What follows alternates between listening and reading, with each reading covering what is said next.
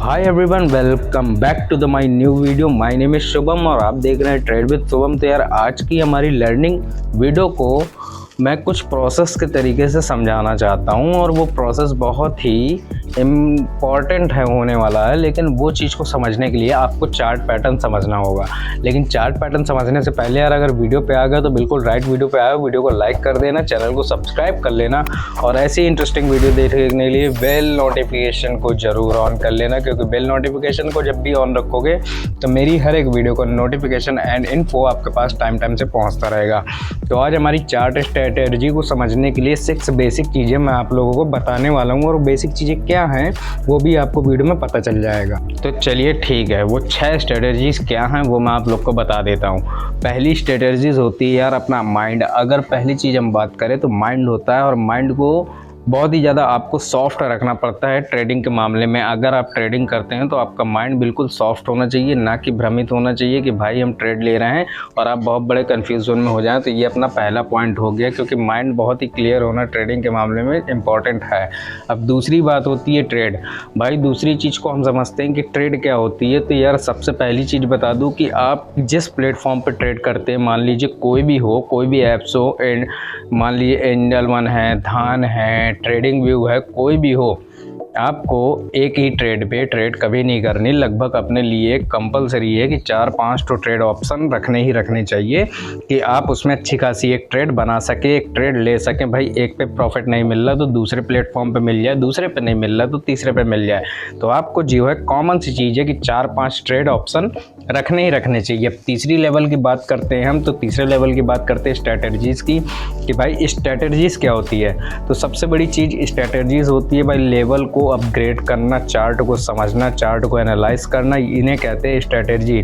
Strategy कोई भी हो, लेवल्स की हो, रूल्स की हो, चार्ट पैटर्न की हो, एनीवन किसी भी चीज़ की हो, आपको स्ट्रैटेजी आपको वीक नहीं होने देनी। स्ट्रैटेजी को मोस्ट पावरफुल तरीके से इम्प्रूव करना है और इम्प्रूव करने के साथ साथ आपको समझना भी है कि हमारी स्ट्रैटेजी बिल्कुल कंफर्मेशन तरीके से वर्क कर रही है कि नहीं कर रही है, क्योंकि भाई इसमें तुक्का नहीं चलता, इसमें बिल्कुल कंफर्मेशन काम होता है और कंफर्मेशन की तरीके से ही आपको प्रॉफिट जनरेट होता है। ये हो गई आपकी तीसरे लेवल की। अब चौथे लेवल की बात करते हैं हम, लेवल। तो लेवल क्या होता है? लेवल अपग्रेड करने के लिए आपको अपनी कैपिटल को स्टेबल रखना होता है। मतलब कि अगर आपकी कैपिटल 500 रुपये, 1000 रुपये, 10,000 रुपये, 20,000 रुपये, कैपिटल कुछ भी हो सकती है, तो कैपिटल के हिसाब से हमें ट्रेड लेनी है।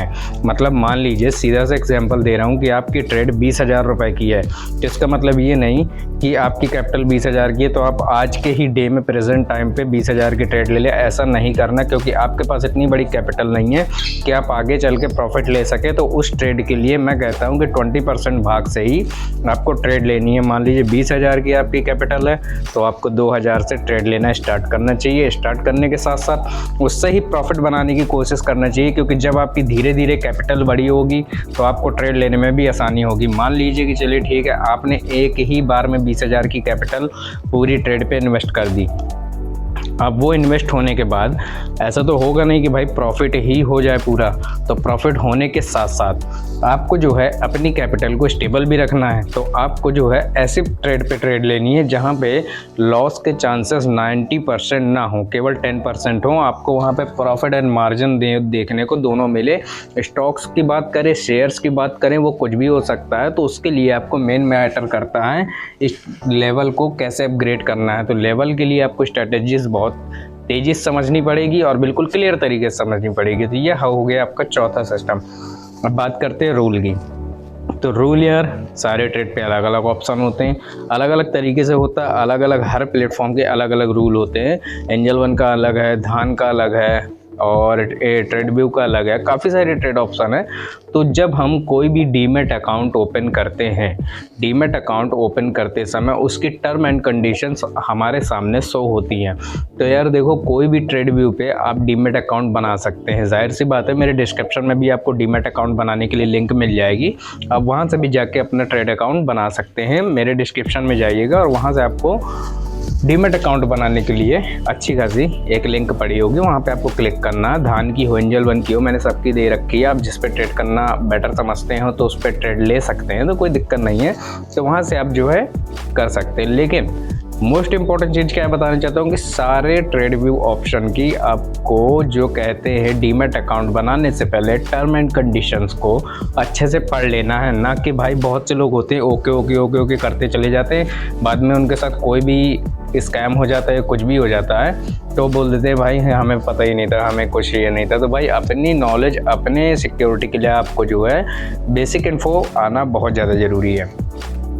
अब तीसरी 6वें नंबर लेवल की हम बात कर देते हैं, पेशेंस क्या होता है। बहुत से न्यू ट्रेडर्स होते हैं, न्यू ट्रेडिंग पे आए हुए होते हैं, और जो बिगनर्स होते हैं उनमें और न्यू में क्या फ़र्क होता है भाई? उनमें और न्यू में ये फ़र्क होता है कि जो न्यू ट्रेडर होता है वो सोचता है कि अगर मैं आज के दिन पे 10,000 रुपये की कैपिटल से ट्रेड लेना शुरू कर रहा हूँ, या स्टॉक्स ले रहा हूँ, या शेयर्स ले रहा हूँ, तो मुझे आज ही की डेट में अच्छा खासा प्रॉफिट हो जाए। तो ऐसा पॉसिबल नहीं है।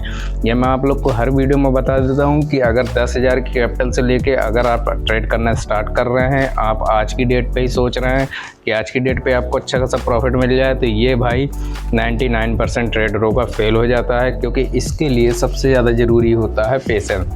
अगर अंदर पेशेंस है, कुछ करने की हिम्मत है, हार नहीं मानना है, लॉस हो रहा है तो उसको समझना है किस वजह से लॉस हो रहा है हमारा, किस चीज़ों को फॉलो करना है, वो सारी चीज़ें मैं आप लोग को बता रहा हूँ कि भड़बड़ाना नहीं है। मान लीजिए लॉस हो गया, चलिए ठीक है लॉस हो जाने दीजिए, कोई दिक्कत नहीं है। आप इतनी बड़ी ट्रेड ना करें कि आपको आगे जाके दिक्कत हो, लेकिन वो लॉस किस लिए हुआ उस चीज़ को समझें, उसकी बारीकियों को समझें। लॉस मेरा भी हुआ था, ऐसा नहीं कि मेरा नहीं हुआ था, मेरा भी काफ़ी लॉस हुआ, मैंने भी काफ़ी चीज़ें सीखी, नहीं सीखी, और आज भी मैं काफ़ी चीज़ें सीख रहा हूँ। तो वही चीज़ आप लोग को सिखा रहा हूँ कि लॉस होने के बाद आपके अपने माइंडसेट को अप डाउन नहीं करना, अपसेट नहीं करना है, किस वजह से हो रहा है, किस रीज़न से हो रहा है, वो सारी चीज़ें समझनी है। तो भाई 6 टाइप ऑफ जो रूल्स होते हैं ट्रेडिंग के, वो मैंने आप लोग को बताया कि ट्रेड के लिए मेन क्या क्या करना होता है। तो सबसे बढ़िया चीज़ है, अगर ये मेरे 6 रूल्स आपने बिल्कुल दिल से फॉलो कर लिए तो यार ट्रेडिंग के मामले में आप अच्छे से बढ़िया ट्रेडर बन सकते हैं। अगर आपको इनमें से एक भी रूल वीक हो जाता है तो आपको जो आगे चल के काफ़ी सारी परेशानी हो सकती हैं। तो आपको जो है अपनी लाइफ में, अगर आप ट्रेडर हैं, ट्रेडिंग कर रहे हैं या स्टार्टिंग ही करी है, तो आपको जो है ये सारे रूल्स फॉलो करने पड़ेंगे। अगर आप ये रूल्स फॉलो नहीं करते हैं तो आपको जो है आगे चल के काफ़ी दिक्कत हो सकती है, क्योंकि यार ट्रेडिंग में सबसे ज़्यादा पेशेंस और रूल ही मैटर करता है। मेन तीसरे नंबर पे चीज़ आती है, वो आती है स्ट्रेटजी, कि हमारा स्ट्रेटजी लेवल बिल्कुल सॉलिड होना चाहिए, और वो सॉलिड रखने के लिए आपको जो है अपने पेशेंस को अपने कंट्रोल में रखना होगा और सारी चीज़ों को फॉलो करना होगा। तो यार आई होप आप लोग को ये 6 लेवल स्ट्रेटजी समझ में आ गई होंगी, और अगर समझ में आ गई तो वीडियो को लाइक कर देना, चैनल पे ना हो तो सब्सक्राइब कर लेना, क्योंकि यार ट्रेडिंग से रिलेटेड व्यू आपको इस वीडियो पे देखने को मिलता रहेगा, इस चैनल पे देखने को मिलता रहेगा। और मेरे साथ जुड़े रहिए। कोई भी दिक्कत प्रॉब्लम हो तो आप मुझे कमेंट कर सकते हैं, नीचे मेरा कमेंट ओपन रहता है तो आप वहाँ पे ओपन कर सकते हैं। व्हाट्सअप नंबर भी मैं देता हूँ, तो वहाँ से भी आप मुझसे क्वेश्चन कर सकते हैं, तो कोई दिक्कत नहीं है। कोई भी प्रॉब्लम आती है तो आप मुझे कॉन्टैक्ट कर सकते हैं, मैं आपकी क्लियर प्रॉब्लम कर दूँगा। तो अभी इजाज़त लेता हूँ, न्यू वीडियो में फिर मिलूँगा, तब तक के लिए टेक केयर, बाय बाय।